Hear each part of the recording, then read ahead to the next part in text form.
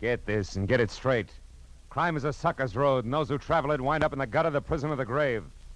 This time an old Spanish woman who cared. A red-headed mink who didn't, and a green suede button beside a corpse. All led me to a wounded man with a gun in his hand, cornered on a warehouse roof.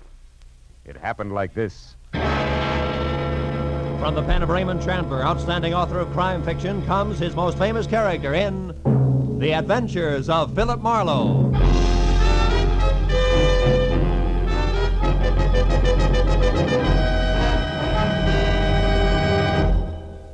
Now, with Gerald Moore, starred as Philip Marlowe, we bring you tonight's transcribed story, The Man on the Roof.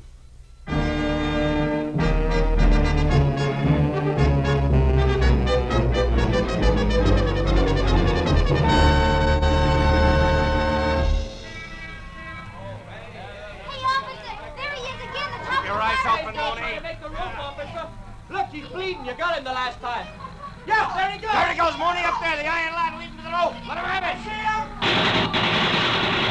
They missed. He's on the roof now. He made it, Lieutenant. He's on the roof. Should I go up the fire escape after him? No, he's got a gun, Mooney, and he's hit. Put in a call for tear gas launchers. We'll use them from the roof across the street. It'll take a half hour. He isn't going anyplace. Go ahead, Mooney. Okay, Lieutenant. Hey, here comes Marlowe. About time I want to talk to him. Mooney! On the rope. He's on the edge there. Fire, Mooney! Matthews, hold it. Mooney, don't shoot again. What are you talking about, Marlowe? He's a killer. He's armed and dangerous. Listen to me. What do you want us to do? Scold him and send him home without a supper? Matthews, I'm going up after him. No, you're not, Marlowe. Come here. Let go of me, Listen, Matthews. Marlowe, nobody goes up there. We're going to gas him out. Come on, Mooney. Call for launchers. Matthews, please, listen to me, will you? Oh, why not? Tell me the whole story. We got nothing but time till they get here with those launchers. Please, Matthews, quit kidding. Nobody is kidding, Marlowe. That boy up there is a killer. Keep watching that rope, Becker. You make it curious. Well, Marlowe, this story you've got. About 10 minutes ago, At Matthews. the beginning, Marlowe. Go on, Phil. I'm trying to. We'll start at the front. I'm a sucker for detail. You got a half hour before the tear gas arrives. Okay, Matthews, I'll start at the front and skip nothing. Right. I'll start where it started 4 hours ago at 5 o'clock this evening, some 15 miles from here on the outskirts of a little town of San Fernando. A telephone call from a woman whose voice had said that she was old and Spanish and very worried had brought me out to the place. A woman named Senora Andrade who told me that her only boy was heading for a lot of trouble and that I had to stop it. The Andrade home stood out like a thoroughbred alongside the milkman's horse in comparison to the other houses squatting on the sun-baked soil.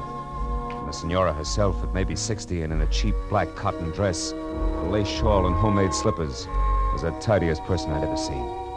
When she bowed from the waist in graceful greeting, I saw a single small ivory comb was the only thing holding a mass of long gray hair in one neat bundle. Senor Marlowe, you will excuse me if I do not extend you the hospitality of my house, but Pedro, Pete, he likes to be named, is already gone. There is no wasting time. Of course. Pete, your son, senora, huh? Si. And a good boy, Senor Marlowe.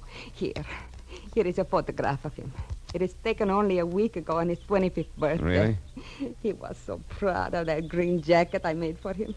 It was suede and flashing, he said. Flashing like something the rich Mr. Alex Brucho would wear. He has it on every day since then, even today. Alex Brucha, who's that, Mrs. Andrade? The senor who owns the warehouse for furs in Los Angeles. Oh? Number 12 Commercial Street. It's where my Pete worked until 2 days ago, when the trouble started. Well, what happened, senora? It was during his lunchtime. He was eating from a meal I made for him like he always does and talking to a stranger, some... how you say, senor? A man with no job all the time. A bum, a hobo, a loafer? Si, loafer, si. He was just telling me how he was telling him to find the railroad yards. That, senor, is where the trouble began. Oh, please, Senor Marlowe, you will have a chair there. Oh, yes, thanks. Now, tell me, senora, this trouble, surely giving instructions to a loafer, as you say, didn't start it. Oh, but it did. After the lunch hour, the foreman, Senor Connor, questioned Pedro about this loafer. And when my boy said that the man was only asking for the railroad yards, this Senor Connor said he was a liar, that Pedro was giving out information about the shipments of furs, that he was fired, discharged. Just like that? See, senor, after 2 years of good, hard work. You see, Senor Marlowe, Pedro tells me that Senor Alex Brucha has been having his shipments of furs stolen on the road. Hijack? Hijacked. And it is this reason why Pedro is fired. You want me to prove to Mr. Alex Brucher that Pete had nothing to do with this hijacking, huh? Get his job back, is that it? No, senor. It is too late. Why too late? Pedro already went down there this morning to do that. Oh. He went and told Senor Connor, the foreman, that he had nothing to do with the hijack. And more. He told him, Senor Marlowe, that he was fired because of Helen Castile. Who's that? The pretty girl who for a short time now works in Senor Brucher's office. Oh. Well, then I don't understand, Senora. This Helen Castile and my boy are falling in love. But Senor Brucher also likes this girl. Oh. What happened when Pete told this to Mr. Brucher? He never did. Before he even got to speak to Senor Brucher, that devil man, Senor Connor, and some other men beat him. Cut his face, blood on his arms, his clothing torn. He came home just before I called to you. Almost dead, Senor. Oh. I'm sorry. Well, how about now? No, Senor Marlowe. Pedro has gone back.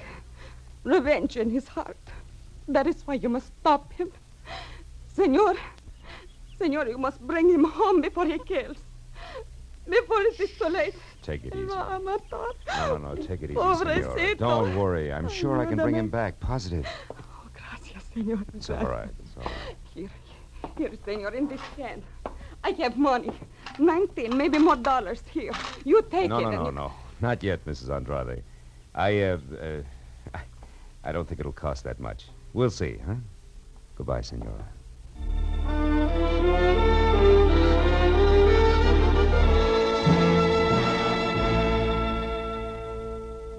It was an hour's drive to the Brucher Fug Company warehouse on Commercial Street in downtown L.A. I started up a long cement ramp that led to a glass cage in a far corner of the warehouse marked office. It was just about the end of a working day. And when I was next to the door, let it enter, a bell someplace said that the end had arrived. Okay, man, knock off. You could tell the way everyone's spirits went up. Everyone except the girl inside, half leaning on a file cabinet. I figured she was Helen Castile until I got closer. The on-fire red hair and green eyes with hat and shoes to match could have gotten by. But the coat she wore was mink. So was the attitude. That would never take shorthand for $40 a week. Things just couldn't get that tough. Hello.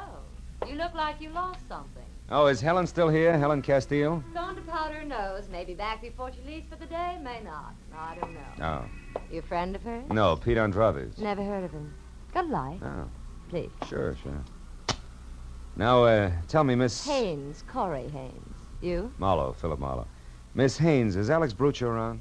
Home packing is going out of town. It does every other week. Important business? No, I just want to chat with him a while. Oh, Connor, is Alex's car gassed and ready for me? Yeah, it's ready. It's ready, Miss Haynes. Here are the keys. Thank you. And, Connor, please, stop wishing I were dead, will you? I can feel it, and it gives me the creeps. Oh, I'm so sorry, Miss Haynes, but, well, maybe we won't be seeing so much of one another so soon. If you mean Helen Castile, Connor, she's a great secretary, period. Yeah, sure. Now you, Mr. Marlowe. Mr. Marlowe. I'm a friend of Pete Andrade's. You just said enough, mister. Almost too much. Now, wait a minute, Connor. What for? A lot of hot air? Listen, Marlowe, we've been running into all kinds of trouble around here. Hijacking, short shipments, misdirected cargoes, the works. So? So it all adds up to somebody on the inside helping somebody on the outside, and that ain't good. Now, take my advice, brother. Get your long nose out of this place and keep it out if you don't want it bent. It's the phone, Connor. If you lift it up, it'll stop that noise. Very funny. Hello. Oh, hello, Mr. Brucher. Yeah. Yeah, okay, I got it. Charming fella, isn't he? You'll be down here in a couple hours and I'm to wait. Check. Check, Mr. Brucher. Goodbye. His master's voice. Very funny again.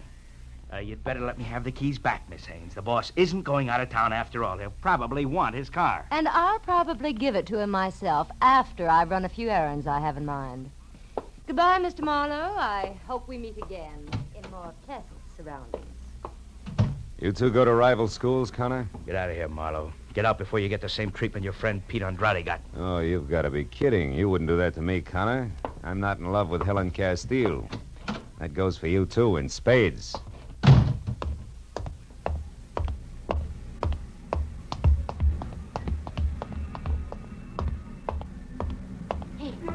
Hey, you, Mr. Marlowe. What? Over here behind the crates. I don't want Connor to see us. I'm Helen Castile. How do you know who I am? There's an intercom phone in the office you just left. Yeah, I see what you mean. I knew Pete was in some trouble. I hadn't heard from him in 2 days. Oh, Mr. Marlowe, what they've done to him is terrible. But how do you know about it? Did Pete come to you? No, his mother hired me. I'm a private detective, which, Helen brings up a sharp point. Are you sure you're not playing both sides, baby? Well, you... All right, save it. That's all I wanted to know. All you want... You mean you just said that to see how I'd act? Well, I had to be sure. After all, you're still working for Alex Brucher. Not anymore. I only stayed on before this because I didn't want Pete to be fired. Oh, Shh. Hold it. I think we've got company. It could be rats. There's some around. Yeah, with and without brass knucks. Now, listen, honey, for everybody's good, I don't want Pete mixing with Alex Brucher. Now, before you get out of here, tell me fast, where does the boss live?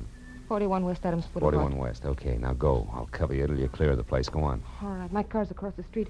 If you need any help later, Mr. Get Marlowe... going. That rat may have friends. Okay. Goodbye, Mr. Marlowe.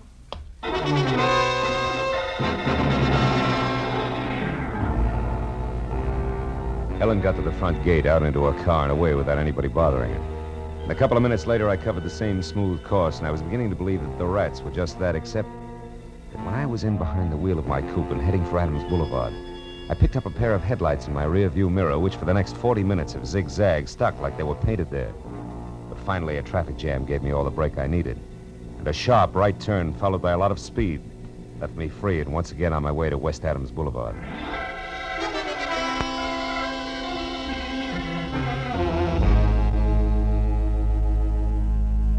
The place was turn-of-the-century stone-block mansion, but the rest of the neighborhood had gone slumming a long time ago.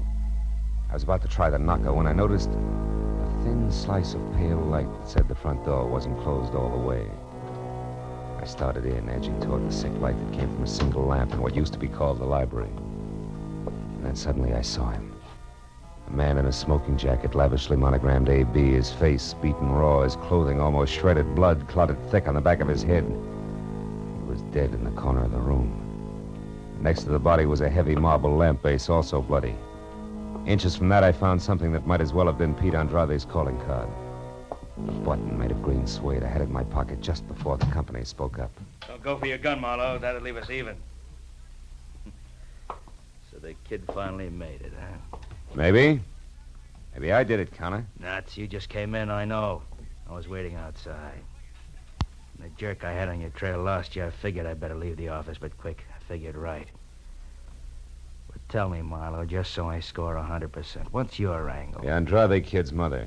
I'm a private detective who was working for her. She was afraid of this. Oh, no. Stop. The sentiment's killing I me. wish something would. Well, let's call the police. Not so fast. What do you mean? And I've already got the rest of my figuring done. About now, the kid should be at his girlfriend Helen's flat. I know where it is, and that's where I'm going. You see, Marlowe, I want to be a hero. I want to bring the kid in. Understand? Oh, sure. Real easy. You want to bring him in dead. That way nobody even mentions the beating you gave him on Brucher's orders. Because he wouldn't stay away from Helen. That way you're clean. Exactly. Clean as a whistle. Except for you and your big mouth. Now stand still, Peeper. I want to whisper something in your ear.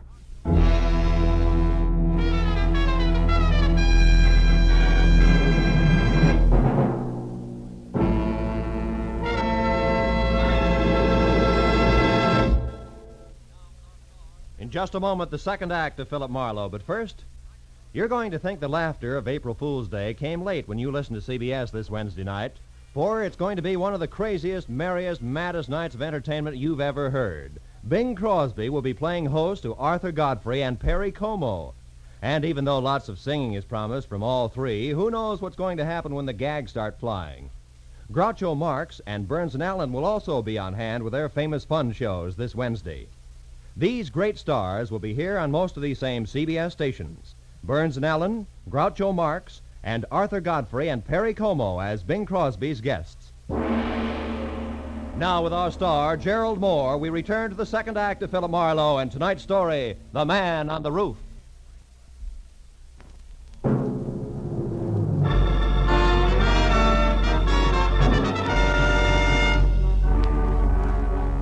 When Connor started toward me with a .38 wrapped in his thick fist, I figured I better do something about him and do it fast. I waited until he walked around Brucher's body on the floor and it was out of his line of vision, then I pointed at it. Connor, look, he's moving. What's that? Hey! An old trick, sucker. Now let's throw your gun out of the conversation. We'll start over. Come on, get up. Get your hands up. Get them off, you crummy. Look, Heavy, I'm going to get an answer out of you one way or another. Make it easy on yourself. Now get up. I said get up. All right, Wise. You win this round. That's better. What do you want to know? Helen Castile's address. She's got her room. Number 4, 3200 Crenshaw. Hey, thanks. So long, muscles. I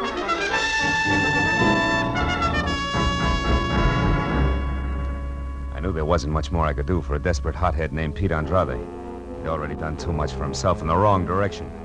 I drove down Adams until I'd cooled off enough to call the police. And I stopped at a phone booth and gave Homicide a fast rundown on Alex Bruch's murder. But I hung up before they could ask me Senora Andrade's address in San Fernando or Helen Castile's place on Crenshaw. Because there were 2 women I wanted to talk to alone before the police moved in. After that, I drove out to Crenshaw and found the number 3200. Room 4 was at the far end of a half-lit hall, and there were voices inside. One was Helen's. The other was Pete Andrade. I reached for my gun. I went out of my head, Helen. I must have hit him 9 or 10 times, hard. What are we going to do? I don't know. I've got to think. It's a little late for thinking, Pete. Who are you? He's a private detective. Yeah, I'm working for your mother. I was, up until I left Bruch's place. He's dead, Pete. Pete. Oh, no. I didn't mean to kill him. But I'm not sorry. I want you to come along with me, Pete. Quietly. Turn yourself in. No. Pete! Helen, get away from me. Stop it. Oh, you little... He's gone. Got it. Don't move, Marlowe. Don't move or I'll shoot. You crazy fools. I knew you wouldn't shoot me, Marlowe. Next time you'll be surprised. There won't be a next time. We're going to get away. It's our only chance now. You haven't got a chance if you run. You'll be dogged every minute of your short lives. You'll wind up full of bullets in the dark. You'll be running down a blind alley, and it starts right there with that door. Don't be suckers. Shut up. We're going to try it, Marlowe. And we'll make it. We've got to have money, Pete. Yeah, and I know where to get it, too. Brewster always kept plenty of petty cash in the office at the warehouse. I'll take that. What about the watchman, Pete? Are you going to keep on killing? Pete, listen. You can get in quietly with Brewster's keys. Corey Haynes has them. The office keys are on the same ring as the car keys. She always borrows them when she uses his car, and she's got it tonight. Then I'll get them from her. Where does she live? Out on Orange Drive. 210, I think. Will you listen to me a minute? You're heading for the original dead end, both of you. Why don't you give yourselves a break? Now, what do you call a break, Marlowe? Pete rotting in some prison until we're both too old to care? I'd rather have the bullet. Let's get him out of here. That closet will do. Go on, Marlowe, inside. Move! Sure. What are you waiting for? Go on, close it. I know what you tried to do for my mother, Marlowe, and for Helen and me. I'm sorry it couldn't work out. Thanks anyway. Nuts. I'm leaving, Helen. I'm ready. You're not coming. You're staying here. What? Marlowe was right. This is a blind alley, a dead end, and I won't take you into No, it. Pete, I'm going with you. No, you're not. Stay back. I mean it. Please. Stay back, I said. Helen, unlock this door. We still may be able to stop it. I'm playing this my way now, Marlowe. You can stay where you are. Helen, don't you understand? I'm on your side. I'm going with him whether he wants me or not. So long, Marlowe. Happy landings, baby.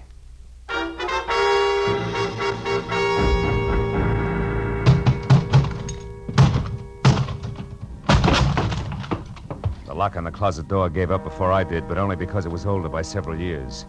I got out of the house and kept ahead of the speed limit all the way to Orange Drive and figured for what it was worth that I'd cut Pete's lead down to a scant 10 minutes.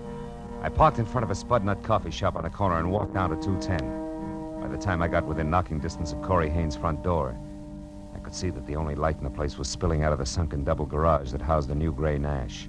But when I moved closer, I knew that 10 minutes was all that Pete Andrade had needed. Corey was sprawled out on the grease-spattered concrete floor and very still. Very still. And standing limply against the wall was Helen Castile, staring down at the redhead with a pair of hopeless eyes that seemed already half dead. As I walked down the ramp, she heard me and looked up. I knew you'd get here. I don't care now. We're both late, is that it? Yeah. I didn't see him. He was already gone when I got here. Found her like that. Then he must have gotten the keys. Yes, from her purse. That's it over there. Uh-huh. Why didn't you follow him? You knew where he was heading. I couldn't. When I saw her there, I just couldn't because I think she's dead, too. No. She isn't dead. You mean she's just out? Yeah. A long way out, but not dead. From the looks of things, she must have put up quite a scrap. Maybe she... Wait a minute. What? There's something screwy here. Oh, Miss Corey! Miss Corey, what's happened? Who are you? Miss Corey's maid. What's happened to her? She's unconscious. Oh, this is terrible. She knew there was going to be trouble. I swear she did. Miss Corey, honey, speak. How do you know that? Because she was worried. She told me 4 or 5 times she was going to stay in all evening, like she was expecting somebody. Sure. It figures all the way. Look here. Are you sure this is her purse? It certainly is. Was she robbed? Not exactly, but... Oh, yeah. This clinches it. Now, look, call an ambulance right away. Get Corey into a hospital and hurry. Oh, yes, sir. Helen, you stay here with her. Don't leave, understand? All right. I'll see you.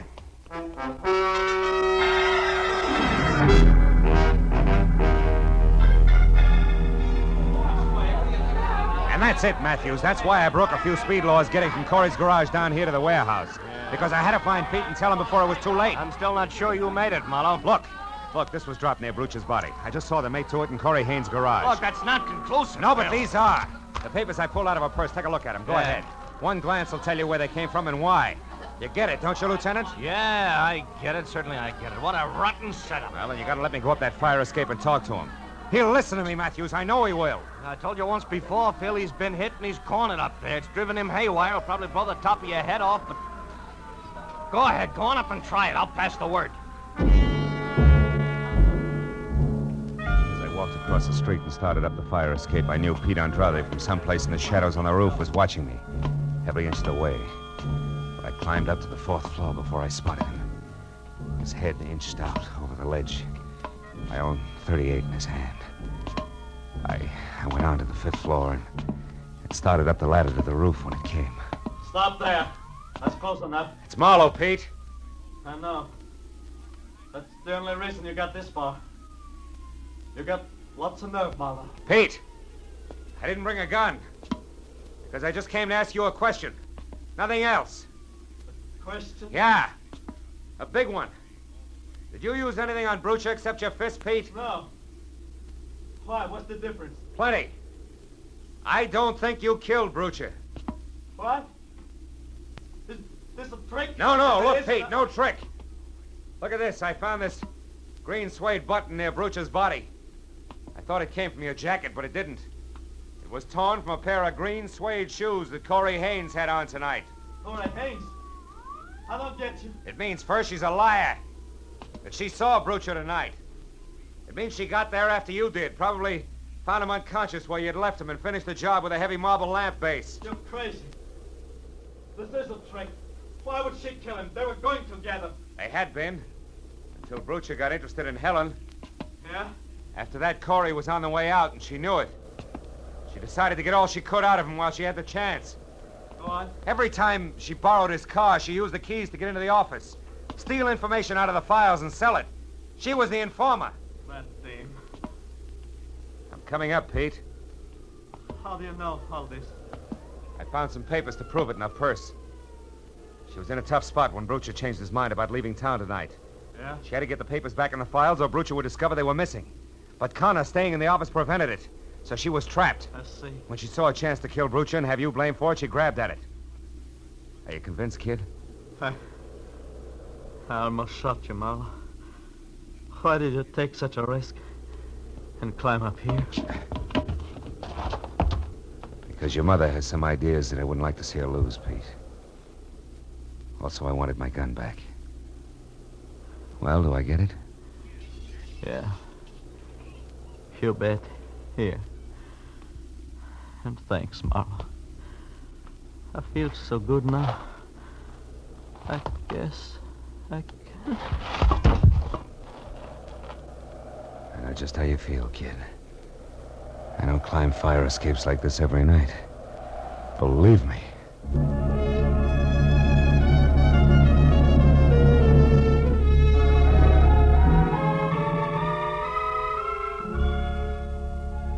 It was a long, long time before all the scattered reports were in. Before the doctor in the prison ward had said that Pete would be okay, and before Corey Haynes had put a wobbly signature to a full confession of murder. And still another hour went by as I drove out across the wide, flat valley to San Fernando. where the profile of the hills in the east had already begun to show against the gray dawn rising behind them. When I stopped in front of the little house and went up to the door, Senora Andrade was there on the porch. She'd waited all night. Her expression didn't change when I told her all that had happened. Didn't change, actually, until I was finally ready to leave. Then she put out her hand and took my arm. The lines of worry in her face softened. Senor Marlowe, last night I had but one son. Now this morning I have two. In my heart, you will always have a home. I am grateful. Gracias. She was most welcome.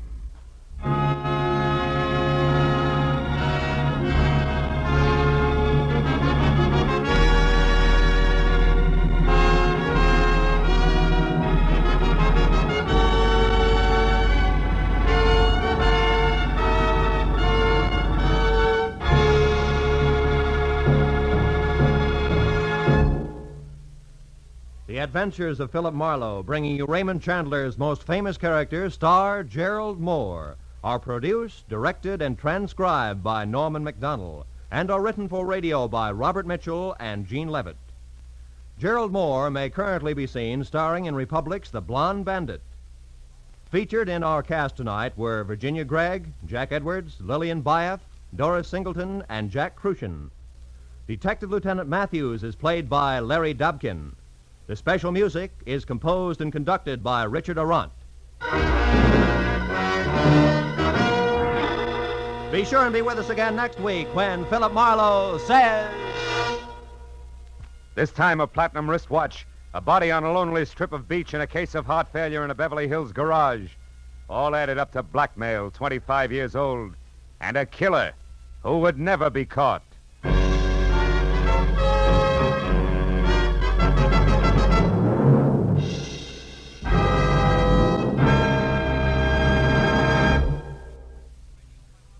CBS invites you to hear one of the great ad-libbers in show business, Groucho Marx, every Wednesday night on most of these same CBS stations. Groucho's show, You Bet Your Life, finds the master throwing quips and questions at oddly assorted pairs of contestants. And it's fast, merry, and bright. So, remember, be listening this Wednesday, won't you?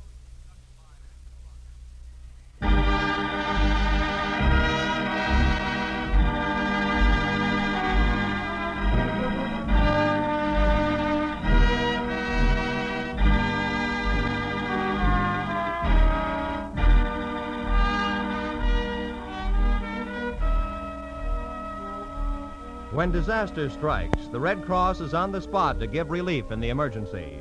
But its work does not end when the wind dies down, the fire is out, or the flood recedes. It goes on in many different ways, helping to restore people to their normal way of living. The Red Cross is a great humanitarian service in which you have a very direct part, because the funds which are used are the contributions which you make to the Red Cross, and they are funds used in a common-sense program that ensures the most good for the most people.